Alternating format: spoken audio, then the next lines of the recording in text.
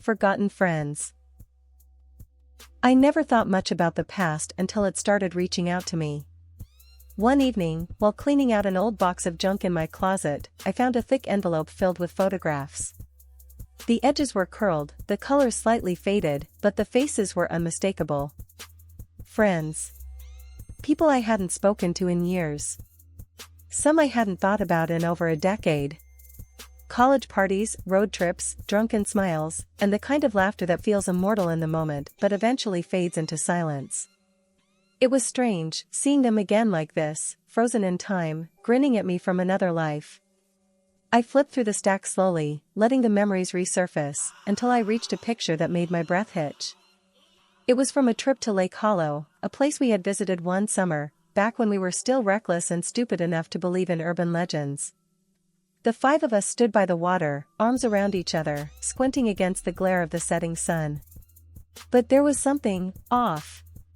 A detail I had never noticed before. Behind us, in the murky reflection on the lake's surface, a shadowy figure loomed. It wasn't just a trick of the light. It was there, standing among us. Taller than anyone in the group. Distorted. Watching. A shiver ran down my spine. I must have looked at this photo 100 times back then, but I had never noticed it before. Maybe I had just forgotten. Maybe my mind was playing tricks on me. Or maybe, it had always been there, waiting to be seen. An unsettling itch settled deep in my gut, the kind that doesn't go away. I had to reach out to someone, just to shake off the unease. I pulled out my phone, found an old contact, Liam. We had been close once, the kind of friends who shared secrets no one else knew. I hesitated only for a second before typing out a simple message. Hey, man. Long time no see. Found an old photo from Lake Hollow. Remember that trip? The response came almost immediately, but it wasn't what I expected. Don't. I stared at the screen. A single word. Cold. Empty. What the hell? I typed back. Don't what? Dude, are you okay? 3 dots appeared, the familiar sign of someone typing. Then they vanished. Came back. Vanished again. When the next message finally arrived, my skin prickled. You shouldn't have looked at that photo.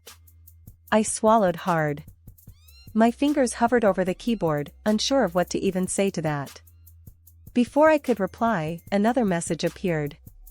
They're watching now. The phone nearly slipped from my hands.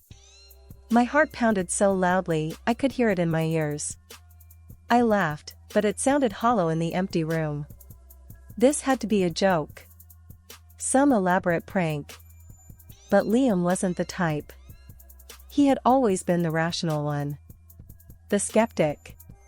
The guy who rolled his eyes at ghost stories. A new message popped up. Block me. No. Before it's too late. My mouth went dry. Block him?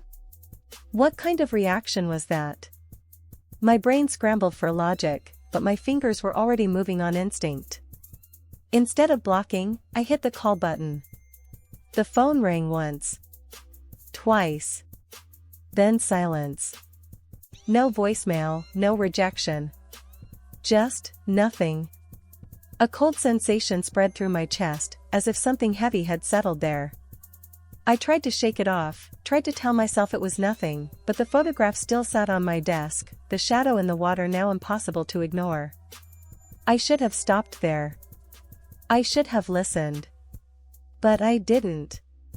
Instead, I found another contact. Another name from the past. And I sent another message. That was my mistake.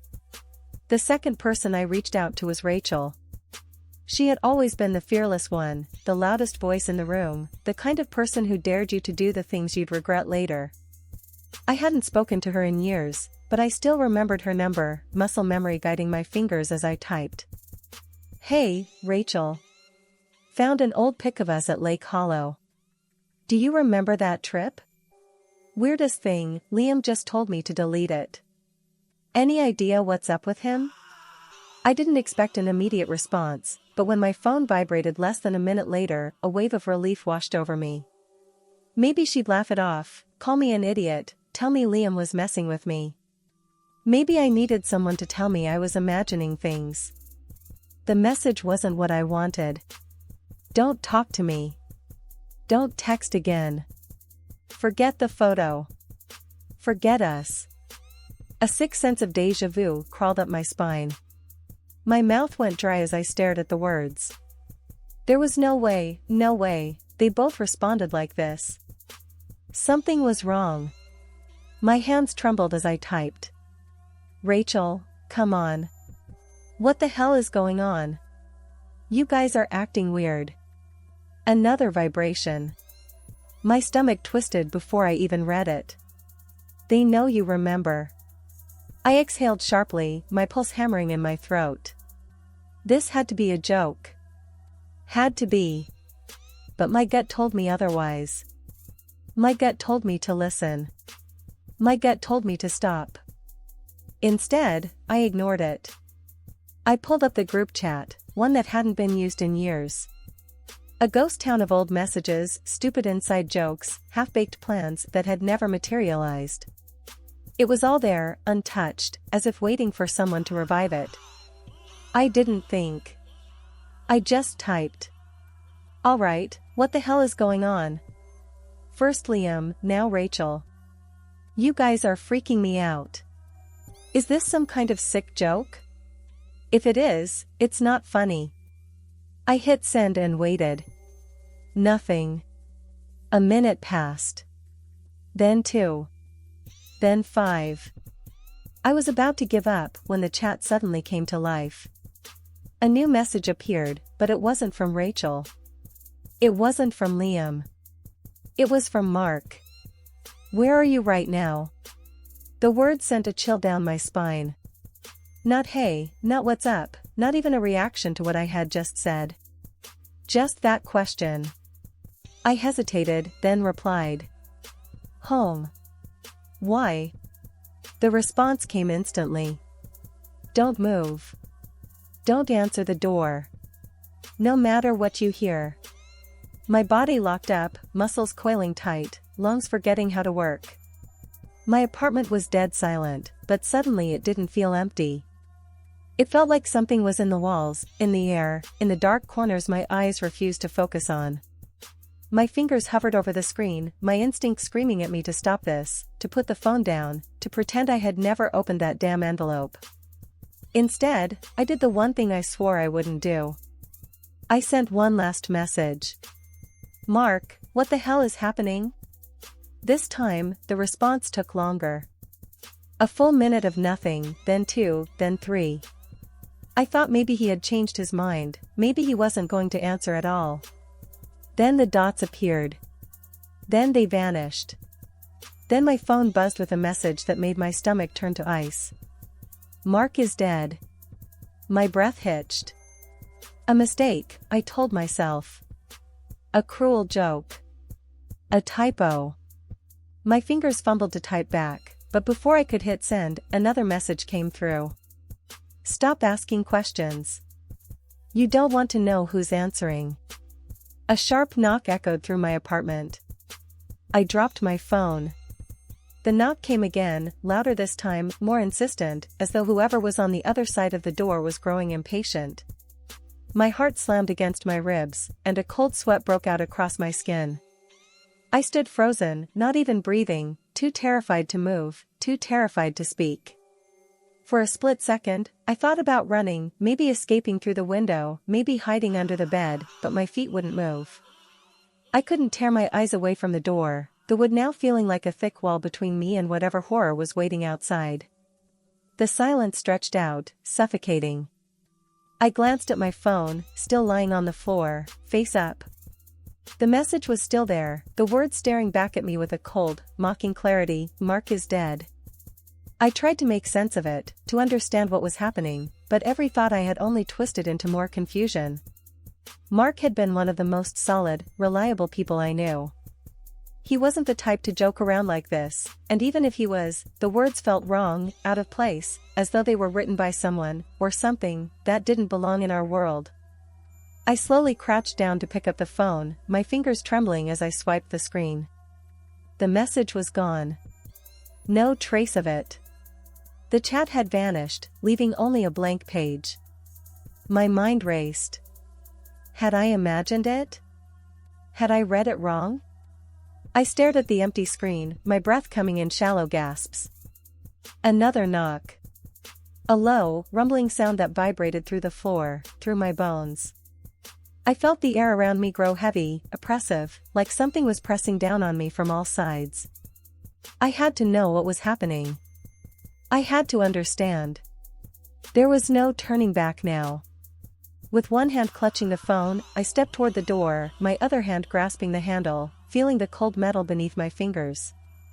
The door felt impossibly heavy, as though it were weighed down by something more than just wood and paint. I hesitated.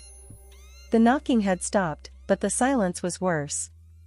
The tension in the air was suffocating, thick with something that wasn't quite right.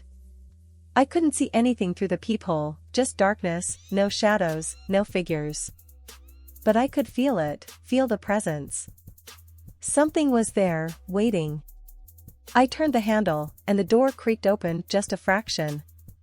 My breath hitched, my pulse racing.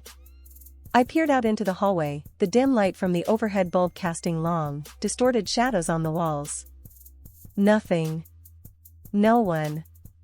I took a hesitant step forward, my mind screaming at me to retreat, to lock the door, to hide. But I couldn't stop myself. My feet carried me down the hall, into the unknown, into the place I had been warned not to enter. Every step I took felt like a step deeper into the unknown, deeper into whatever nightmare was unfolding around me. My phone buzzed again, the sound jarring in the otherwise still air. I pulled it from my pocket, my fingers numb, my vision blurred. It was another message. Another warning, perhaps. Maybe from Rachel or Liam. Maybe from someone else entirely. You shouldn't have opened the door. The message was clear. Too clear. And yet, I couldn't bring myself to stop. My finger hovered over the screen as I read it again. It didn't make sense. None of it made sense. I turned back to the door, but as I did, I heard something, a sound that sent my heart into overdrive. A faint, eerie whisper. Too low to make out, too distant to identify. But it was there, behind me. And it wasn't in my head. The whisper grew louder, more distinct, but still incomprehensible, like it was coming from all around me, 1,000 voices murmuring at once. Panic gripped me. I didn't know whether to run or to stay, whether to scream or stay silent. And then, the whisper stopped. The door behind me slammed shut with a deafening crash, the sound reverberating through the walls, the floor beneath me shaking. I spun around, my heart racing, but the hallway was empty. The air was still, unnervingly so. And yet, I knew I wasn't alone. I heard it again, the whisper. This time, clearer. It wasn't a voice. It was something else, something older, deeper. And it was coming from the floor. From beneath my feet. It's too late. I dropped to my knees, my hands shaking as I pressed them to the floor. The coldness beneath me was unbearable, seeping through the thin carpet, through my skin, into my bones. I could feel it now, the pulse beneath the wood, the thrum of something alive, something that had been waiting for me. I couldn't breathe.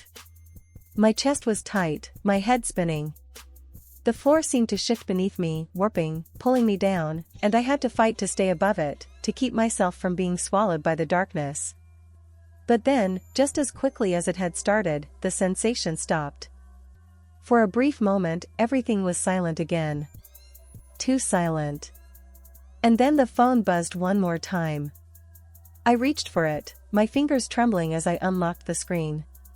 Another message from Mark's number. You should have listened. The room went dark. The last thing I remember is the weight of the darkness pulling me under, dragging me deeper, and then, nothing. The phone slipped from my hand, landing with a dull thud on the floor. The whispers started again. And this time, I didn't fight it. I don't know how long I was unconscious, how long I drifted in and out of whatever this place had become. The sensation of falling, like being submerged underwater, had gone on for too long. When I finally opened my eyes, I found myself on the floor again, cold and stiff, but not alone. The room was different now, darker. There was a heaviness to the air, thick with something indescribable, something that made it hard to breathe. I sat up slowly, my legs unsteady, my head pounding with every movement. I reached out, trying to find my bearings. The phone was still there, lying where it had fallen, but the screen was cracked now, the edges glowing faintly, like it was alive. I wanted to scream. I wanted to throw the damn thing across the room and run. But I couldn't move. My body felt like it was tied down, frozen in place. The whispers were still there, louder now, coming from all directions. They seemed to come from inside me, from my very mind, like thoughts that weren't mine, like memories of people I hadn't seen in years. And then I saw them. They weren't human anymore. Not in the way I remembered them. Their faces, once so familiar, were now twisted, distorted. They smiled at me in ways that didn't make sense, their eyes too wide, too empty. The friends I thought I knew, the ones from before, were standing in the shadows, just out of reach, their forms shifting like smoke. I reached out to touch one of them, to see if it was real. But my hand went right through it. "Help me," I whispered, my voice hoarse. "Please, what's happening?" No one answered. The shadows just shifted, as if they were laughing at me, mocking me. They weren't friends anymore. They weren't even people. I tried to get up, but I couldn't. I was trapped. My legs wouldn't obey, and my mind felt like it was being torn apart. The whispers grew louder, more insistent, and then one voice broke through. "You shouldn't have come back." It wasn't a voice I recognized. It wasn't Mark or any of the others. This was something new, something older. A presence. A force.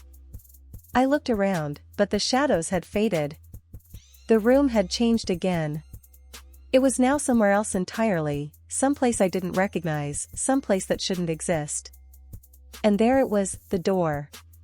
I didn't know where it led, but I couldn't stay here. I had to go. I had to find a way out. I pushed myself to my feet, stumbling toward the door. The whispers followed me, echoing in my ears. I didn't look back. With every step I took, the air grew heavier, thicker. It felt like something was trying to drag me back, pull me into the darkness. But I wouldn't stop. I couldn't. And then, as my hand reached for the doorknob, the message flashed across my phone screen again. "You should have stayed away." Before I could even react, the door opened on its own, revealing an endless stretch of darkness. I stepped through, and the world vanished,